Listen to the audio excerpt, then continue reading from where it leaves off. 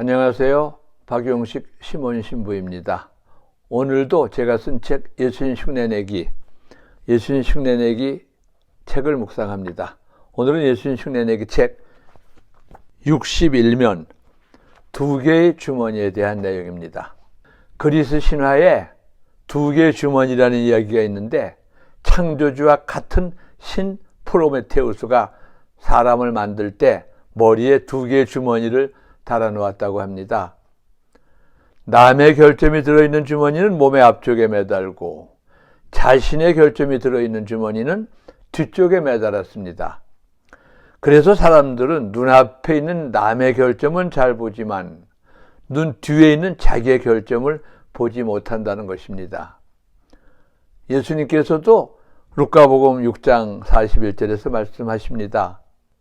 너는 형제의 눈 속에 든 티는 보면서도 어째서 제 눈 속에 들어있는 들보는 깨닫지 못하느냐.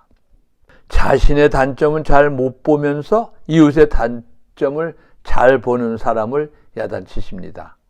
나도 나이가 들면서 눈이 나빠졌습니다. 먼 거리의 사물이 두 개, 세 개로 보이고 책을 멀리 보아야 합니다. 다행스러운 것은 남의 결점을 보는 눈도 나빠져서 전보다는 남의 결점을 잘 못 봅니다. 전에는 누군가 잘못을 하면 즉시 내 눈에 밝고 선명하게 보여 단죄하고 무시했는데, 이제는 잘못이 덜 보이고 설사 잘못을 했어도 이해하고 용서하려고 노력하는 걸 보면 분명히 남의 잘못을 보는 눈이 나빠진 것입니다. 반면에 마음의 눈, 사람을 보는 눈은 좋아졌습니다. 전에는 사람을 볼 때 그 사람 안에 있는 좋은 점이 잘 안 보였는데, 이제는 전보다는 잘 보입니다. 나쁜 점보다는 좋은 점을 볼 수 있는 눈이 전보다 밝아진 겁니다. 다른 사람을 볼 때뿐 아니라 내 자신을 볼 때도 잘 안 보이던 것이 지금은 잘 보입니다. 내 안에 있는 단점, 부족한 점, 고쳐야 할 점이 전에는 잘 안 보였는데 지금은 잘 보입니다. 그러니까 분명 내 마음의 눈은 좋아진 겁니다. 다행입니다.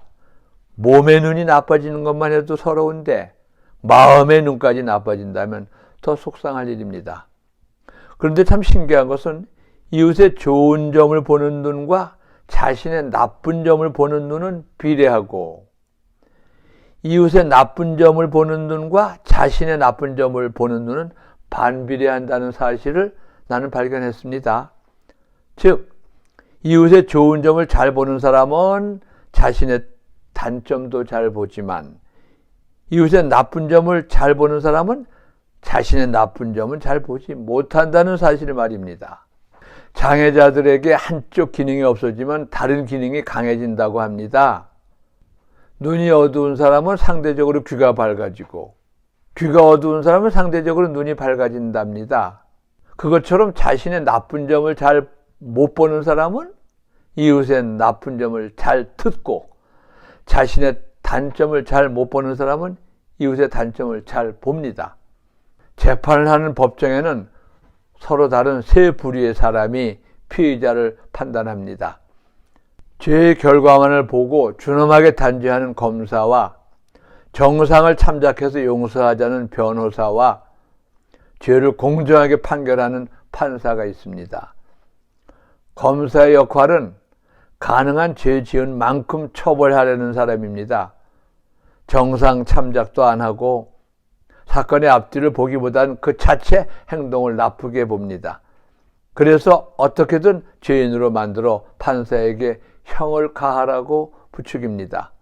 변호사는 결과 자체만을 보지 않고 그렇게밖에 볼 수 없었던 당시 상황을 최대한 좋게 보아 무죄를 주장합니다. 그리하여 변호사는 가능한 한 죄가 없음을 증명하려고 하고, 혹 죄가 있다면 죄를 가볍게 하려고 가진 노력을 합니다.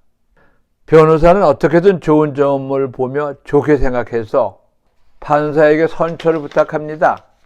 판사는 검사와 변호사의 서로 다른 의견을 충분히 듣고 나서 객관적이고 공정하게 판결을 내리려 합니다. 없는 죄를 뒤집어 씌워서도 안 되고, 그렇다고 있는 죄를 없다고 하거나 무거운 죄를 가볍게 만들지도 않도록 그야말로 공정하게 사실에 입각해서 진실대로 판결하려고 합니다.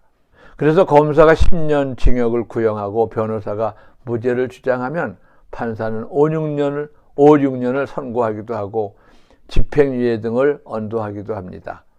법정에서만 이런 일이 일어나는 것은 아닙니다.